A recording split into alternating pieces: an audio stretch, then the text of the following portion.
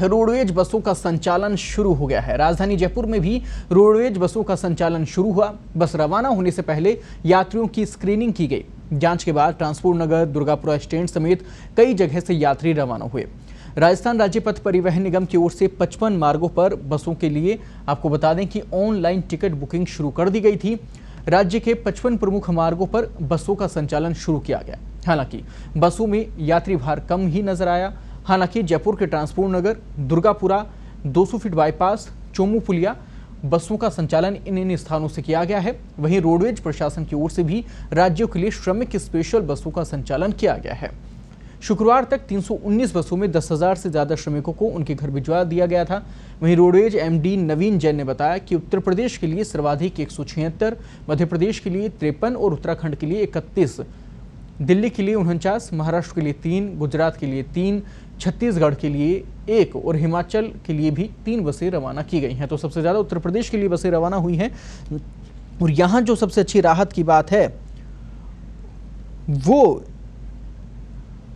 बेहद ही ज़रूरी बात यह है कि रोडवेज का संचालन शुरू हो गया है। पूरी खबर पर ज़्यादा बातचीत के लिए रोडवेज एमडी नवीन जैन इस वक्त हमारे साथ जुड़ गए हैं। नवीन जी, स्वागत है आपका पत्रिका टीवी पर। बहुत बहुत धन्यवाद, थैंक यू वेरी मच।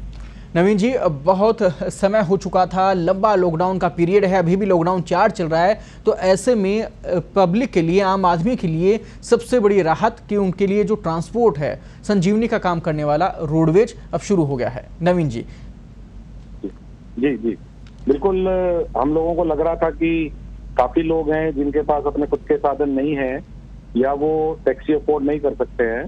तो ऐसे लोगों के लिए रोडवेज काफी बड़े सहारे के रूप में हमेशा रहती है।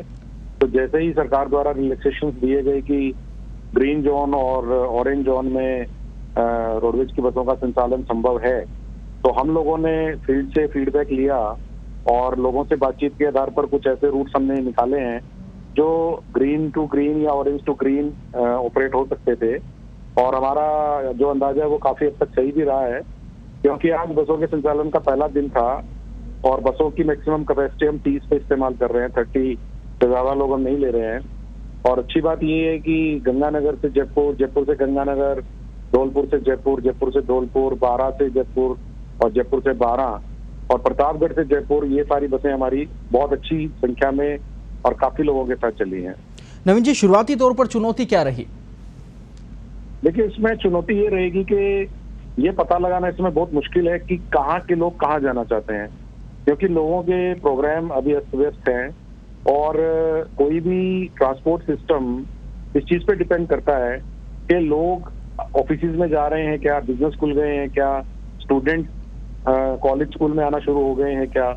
चूंकि अभी ये सारी एक्टिविटीज काफी हद तक शुरू होनी है, इसीलिए नेचुरली ट्रांसपोर्ट का सारा काम डिपेंड करता है उन लोगों पर जो या तो लंबे समय से किसी साधन के इंतजार में इधर उधर फंसे हुए थे, जो कि श्रमिक बसों का इस्तेमाल या निःशुल्क बसों का इस्तेमाल नहीं करना चाह रहे थे।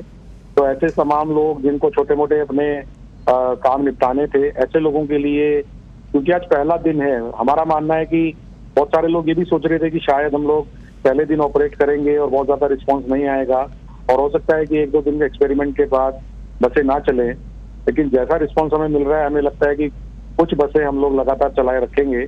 और जब लोगों को, आप लोगों के माध्यम से पता चलेगा कि बसें चल रही हैं, फिक्स रूट पे चल रही हैं, मतलब बहुत ज्यादा रूट्स तो नहीं खोल सकते हम, क्योंकि रेड जोन वाले सारे जिले हमने बंद रखे हैं और इसके अलावा भी सारे रूट्स की डिमांड अभी नहीं आ रही थी। तो जिन जिन रूट्स की डिमांड है उन पे लगातार बसें जारी रहेंगी और जब लोग हमारी बसों में बैठेंगे और लोग और बसों की डिमांड करेंगे तो डेफिनेटली धीरे धीरे मुझे लगता है कि थोड़ी और बसें शुरू हो जाएंगी और लॉकडाउन 4 समाप्त होने तक कुछ बसों का ट्रेंड भी सामने आ जाएगा और 1 जून के बाद हो सकता है कि काफी संख्या में बसें चलना शुरू हो जाए। नवीन जी, हालांकि सोशल डिस्टेंसिंग को देखते हुए 30 यात्री सीमित किए गए हैं कि एक ही रोडवेज के अंदर 30 यात्री जा पाएंगे, लेकिन कैसे इसे हम ये क्लियर कर पाएंगे कि उस पूरी बस के अंदर उन 30 यात्रियों में कोई कोरोना पॉजिटिव व्यक्ति नहीं है, कोई संदिग्ध व्यक्ति नहीं है? तो इसको लेकर क्या कोई व्यवस्था है वहाँ पर, तमाम जो स्टैंड है? देखिए, रोडवेज ने जो अपनी स्टैंडर्ड ऑपरेटिंग प्रोसीजर जारी किए हैं उसमें 3 चीजों पर जोर दिया गया है कि बस स्टैंड में एंट्री करने से पहले थर्मल स्क्रीनिंग कंपलसरी कर दी गई है। जिन जिन बस स्टैंड से बसें जाती हैं उन पर थर्मल स्क्रीनिंग कंपलसरी है। कोई भी यात्री है उसका टेम्परेचर चेक करके, जो कि हर जगह, हर ऑफिस के बाहर जो सिस्टम है वही हमने भी शुरू किया है। दूसरा, मास्क पहनना हमने कंपलसरी कर दिया है सभी यात्रियों के लिए, बिना मास्क के आप बस में एंटर नहीं करेंगे। तीसरा, हम लोगों ने ऑनलाइन पेमेंट ही रखा है ताकि पैसे का, टिकट का लेन देन होने से भी कागज के थ्रू या सिक्कों के थ्रू वायरस ना फैले या इन्फेक्शन ना फैले। और सोशल डिस्टेंसिंग को मेंटेन कराने का बेस्ट तरीका हमने ये सोचा है कि जब लोग ऑनलाइन टिकट बुक करते हैं तो कुछ टिकट्स अवेलेबल ही नहीं दिखते हैं, क्योंकि हमने उन टिकटों को लॉक कर दिया है। तो इस प्रकार से टेक्नोलॉजी का इस्तेमाल भी किया गया है कि सोशल डिस्टेंसिंग मेंटेन रहे। और लास्ट हमने ये भी किया है कि बस स्टैंड का जो हिस्सा यूज आ रहा है उसको हाईली सैनिटाइज कराया है और बसेस को भी हम लोग सैनिटाइज करा रहे हैं। तो मेरा मानना है कि इन 4-5 कदमों से काफी हद तक नियंत्रण रहेगा।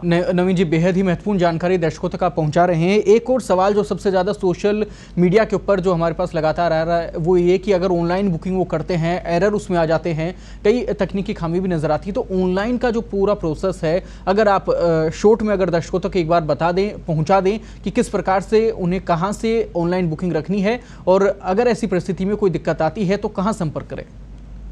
देखिए, हमारे जो ऑनलाइन बुकिंग है वो बहुत अच्छे से चल रही है, क्योंकि काफी संख्या में कल की भी टिकटें बुक हुई हैं और परसों सोमवार की टिकटें भी बुक हुई हैं। तो कोई भी इंटरनेट की चीज में डिफॉल्ट आ सकता है, क्योंकि ये हमारे भी बियॉन्ड कंट्रोल है। हमारे 3 तरीके हैं। आप RSRTC की जो वेबसाइट है आप उस पर जा सकते हैं। दूसरा तरीका है कि आप हमारी जो ऐप है RSRTC ऑनलाइन, उसका इस्तेमाल कर सकते हैं प्ले स्टोर से लोड करके। और तीसरा तरीका ये है कि आप ई मित्र केंद्र पर भी जा सकते हैं अगर आप किसी गांव में रहते हैं या आपके पास खुद का इंटरनेट अवेलेबल नहीं है। तो आई थिंक ये 3 तरीकों से काफी संख्या में लोग इसका लाभ उठा रहे हैं और आज काफी सारी चीजों के लिए लोग ऑनलाइन चीजों का इस्तेमाल कर रहे हैं। तो हम भी ये चाहेंगे आपके माध्यम से लोगों को कहना कि ऑनलाइन चीजों के थ्रू अगर आप टिकटें बुक करते हैं तो इससे आप इन्फेक्शन नहीं फैलाएंगे और रोडवेज भी आप लोगों को इन्फेक्शन नहीं फैलाएगी इस तरह से। और अगर आपको कोई दिक्कत आ रही है तो हमने कंट्रोल रूम के नंबर अपनी सारी वेबसाइट्स पे और सब जगह दिए हुए हैं। आप उन कंट्रोल रूम पे कांटेक्ट करके और इसको देख सकते हैं। कोई दिक्कत आए तो हमने वो भी हमारी वेबसाइट पे डाले हुए हैं जहाँ पर आप जाते हैं। अगर उसके बावजूद कोई ज्यादा दिक्कत आएगी तो डेफिनेटली हम लोग टेक्निकल टीम को इस काम पे लगाएंगे कि क्या हमारी वेबसाइट में ही या हमारी ऐप में ही कोई पर्टिकुलर खामी है।